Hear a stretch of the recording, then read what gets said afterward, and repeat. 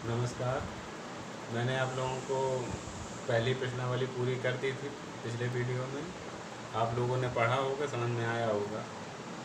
अब मैं आप लोगों को दूसरा चैप्टर बहुपद बता रहा हूँ। बहुपद, देखिए बहुपद किसे कहते हैं। पॉलिनोमियल, बहुपद, पॉलिनोमियल।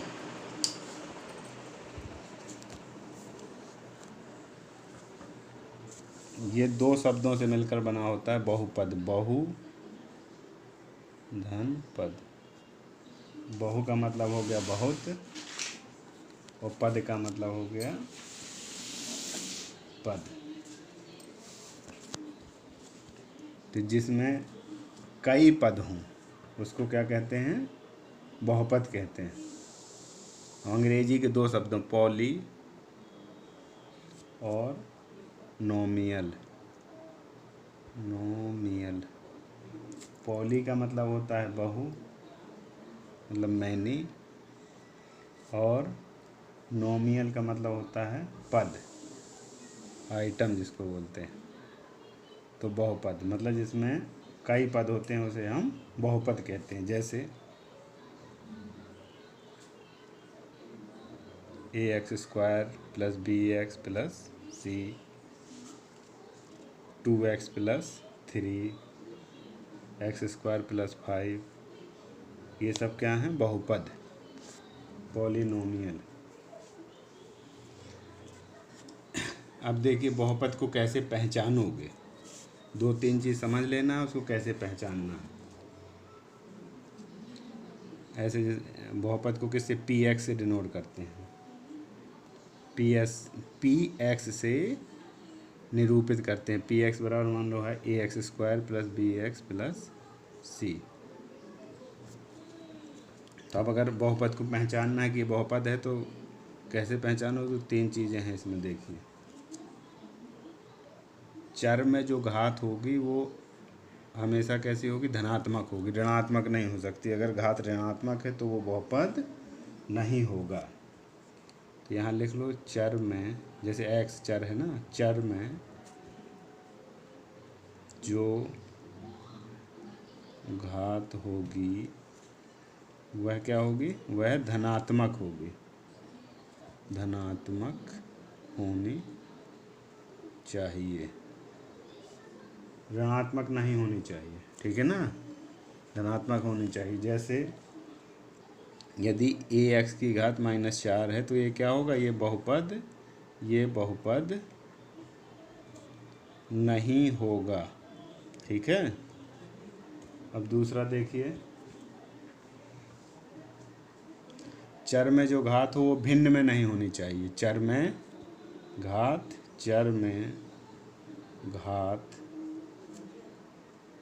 भिन्न के रूप में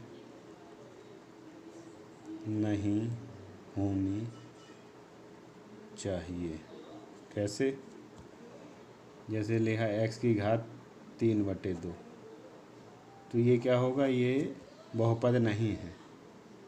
या दिया है 2x की घात 5/2 धन 3, तो ये भी बहुपद नहीं है, बहुपद नहीं है। ठीक है। अब तीसरा देखिए,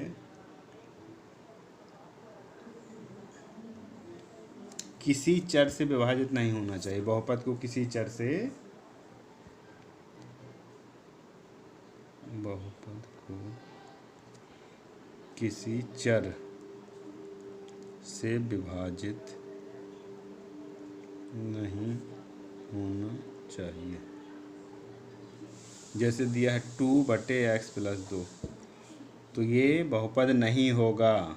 6/2x² + 3 दिया है, तो ये बहुपद नहीं होगा। ठीक है, इतना समझ में आ गया होगा। इससे आप पहचान लोगे बहुपद क्या है। अब देखिए, पदों के आधार पर बहुपद तीन प्रकार के होते हैं। पदों के आधार पर, पदों के आधार पर बहुपद के प्रकार, बहुपद के प्रकार। ठीक है, पहला है एक पदीय, एक पदीय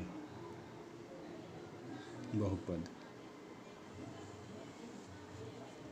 मोनोनोमिनल, नोमियल्स, मोनोनोमियल्स। ठीक है, एक पदी, एक पदी क्या होंगे जिसमें एक पद हो, जैसे 2x², 3x, 6x², ये सब क्या होंगे, एक पदी बहुपद होंगे। अब दूसरा देखिए, द्विपदीय बहुपद, द्विपदीय बहुपद, बाइनोमियल, नोमियल्स, जिसमें दो पद होंगे उसे हम द्विपदीय बहुपद कहेंगे। जैसे 2x² + 3,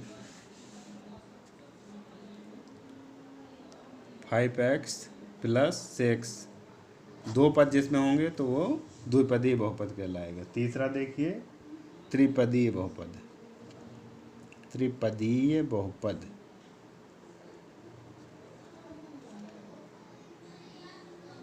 ट्राइनोमियल, ट्राइनोमियल्स। ठीक है, जिसमें तीन पद होंगे तो त्रिपदी हो जाएगा। जैसे 2x² + bx + c, 4 यहाँ कर दो, या ax² + bx + c, ये भी हो गया आपका। या लिख दो 2x² + 3x + 6, ये सब क्या होंगे, त्रिपदीय बहुपद होंगे। ये मुझे लगता है आपको समझ में आ गया होगा, एक पदी, द्विपदी और त्रिपदी। अब बहुपद की घात कैसे निकालना है, बहुपद की घात, बहुपद की घात पूछता है कि किस की बहुपद की घात क्या है। तो घात कैसे निकालेंगे आप, जो चर की सबसे बड़ी घात होगी वही बहुपद की घात होगी। जैसे दिया है px = ax² + bx + c दिया है, तो अगर इसमें कहा जाए कि बहुपद की घात कितनी है तो घात हो जाएगी 2, क्योंकि सबसे बड़ा घात क्या है चर की, 2, तो बहुपद की घात 2 हो जाएगी। अगर इस तरह दिया है 4x + 3, इसकी घात क्या है, तो इसकी घात 1 है। अगर ये इस तरह भी दे देता है कि 10 बहुपद, ये भी बहुपद है, तो इसकी घात क्या है, तो इसके साथ हम क्या लिख सकते हैं, 10 के साथ हम x की घात 0 लिख सकते हैं, क्योंकि किसी भी चर में अगर उसके घात 0 है तो उसका मान 1 होता है। 10 में 1 का गुणा 10 आएगा, तो इसकी घात कितनी हो जाएगी, इसकी घात हो जाएगी 0। ये भी बहुपद है। जो घात समझ में आ गई होगी, चर की सबसे बड़ी जो घात होती है वही बहुपद की घात होती है। अब घात के आधार पर बहुपद होते हैं, घात के आधार पर बहुपद के प्रकार। देखो, घात के आधार पर बहुपद के प्रकार कौन कौन से होते हैं।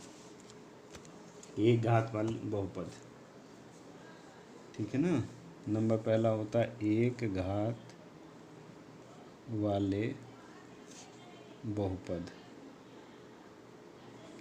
जिन बहुपद की घात 1 होगी उसको हम एक घात वाले बहुपद कहेंगे। जैसे 2x या 3x + 4, इनकी घात क्या है, 1 है। 6x + 6, ये सब क्या हैं, एक घात वाले बहुपद। अब द्विघात वाले बहुपद देखिए, 2 घात वाले बहुपद, 2 घात वाले बहुपद क्या होते हैं, जिनकी घात 2 हो। जैसे 2x² + 3, 6, तो ये क्या हो गए, 2 घात वाले बहुपद हो गए। या 3x² + 4x + 6, तो इसकी घात क्या है, 2 है, तो ये 2 घात वाले बहुपद। और भी उदाहरण कई लिख सकते हो, 6x² + 3x + 2, तो ये भी द्विघात वाले बहुपद है। तीसरा है 3 घात वाले बहुपद, 3 घात बहुपद। तीन, जिनकी तीन घात होगी उसको हम तीन घात वाले बहुपद कहेंगे। जैसे 7x की घात 3 प्लस 2x² प्लस 3, ये सब क्या हो जाएंगे? 3 घात वाले हो गए। या 6x³ plus 3x² plus x plus 6, ये सब क्या है? 3। इसकी घात देखना है, चर की सबसे बड़ी घात ही उसकी घात होती है। तो ये आपके हो गए तीन घात वाले बहुपद। तो घात के आधार पर प्रकार हो गए आपके, और पद के आधार पर हो गए प्रकार। दो चीज़ आपने समझ लिया। अब इसी के आधार पर आपको लगाना है प्रश्नावली आगे। अब प्रश्नावली 2.1 देखिए।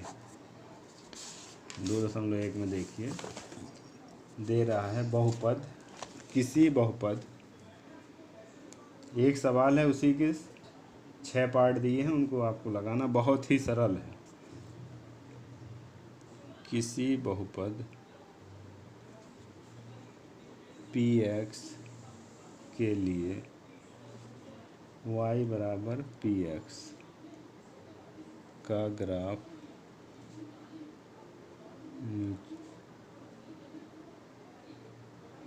दिया है। प्रत्येक स्थिति में px के शून्यकों की संख्या ज्ञात कीजिए। अब पहला देखिए, ग्राफ में बना दे रहा हूँ, इसको समझो ढंग से। बनाना था ग्राफ,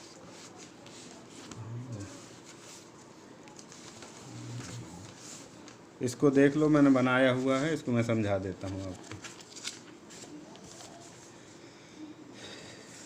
इसमें देखिए पहला सवाल, ये शून्यकों की संख्या ज्ञात करना है। तो इसमें पहले वाले में देखिए, शून्यकों की संख्या जब x के सापेक्ष देखना है इसको। जब x के सापेक्ष देखेंगे तो जो कर्व है ये x पर जितनी बार काटेगा शून्यकों की संख्या उतनी ही होगी। इसमें कितनी बार काट रहा है x अक्ष को? ये x अक्ष होता है, ये y अक्ष, ये आप लोग अच्छे से जानते होंगे, ठीक है ना। तो ये x अक्ष को काट रहा है, एक भी बार नहीं काट रहा है सीधा, क्योंकि y अक्ष को काट रहा है, x अक्ष के समांतर है। तो इसमें शून्यकों की संख्या कितनी होगी? शून्यक होंगे 0, एक भी शून्यक नहीं होगा। इसमें देखिए दूसरा सवाल देखिए, बस इतना ही लिखना है इसमें कि कितने शून्यक हैं, क्योंकि x अक्ष को एक भी बार नहीं काट रहा था, ये शून्यकों की संख्या 0 होगी। अब इसमें आइए दूसरा, ये बना है x अक्ष y अक्ष। इसमें देखिए ये ग्राफ है इसका, ये कितनी बार काट रहा है x अक्ष को कितनी बार काट रहा है? एक बार काट रहा है। तो इसमें शून्य कितने होंगे? शून्यक होंगे 1। शून्यकों की संख्या कितनी होगी? 1 होगी। अब इस पर आइए तीसरा सवाल देखिए, ये बना हुआ है, ये x डैश y और y डैश। तो इसमें देखो x अक्ष ये है, कितनी बार काट रहा है? 1 बार काट रहा है, 2 बार काट रहा है और 3 बार काट रहा है ना। तो इसमें कितने शून्यक होंगे? 3 शून्यक होंगे। बिल्कुल सरल सवाल है। इसी तरह इसमें आइए, अब ये x डैश y डैश, इसमें कितनी बार काट रहा है? इसमें आपका 2 बार काट रहा है x अक्ष को। तो शून्य कितने होंगे? शून्यक होंगे 2। इसी तरह इस पर आइए, पांचवा सवाल, x डैश y डैश, वो इसका केंद्र बिंदु है। अब x अक्ष कितनी बार काट रहा है? x अक्ष कर्व ये 1 2 3 4 बार काट रहा है ना। तो शून्यक कितने होंगे? शून्यक 4 होंगे। अब इसी तरह इसको देखिए, x डैश y और y डैश। अब इसको देखिए, वो इसका केंद्र बिंदु हो गया। 1 2, एक बार ही काट रहा है, ऐसा गया है। 2 3, तो इसमें कितने शून्यक होंगे? 3 शून्य होंगे 3। अगर ये नीचे आके ऐसे जाता तो ये 2 बार हो जाता, एक बार ही ये काट रहा है। इसमें सिर्फ छू के यहाँ से गया ऐसे, फिर इसको छू के ऐसे गया, तो 1 2 और 3 बार। तो शून्य कितने होंगे? 3। कर्व जितनी बार काटता है उतने शून्य होंगे। तो मुझे आशा करता हूँ कि आप लोगों को ये समझ में आ गया होगा। नहीं समझ में आया दोबारा बताइए। तो इसको लगाइए, जो नहीं समझ में आएगा मैं बताऊँगा और अगले वीडियो में अगली प्रश्नावली बताई जाएगी। धन्यवाद। जय हिंद।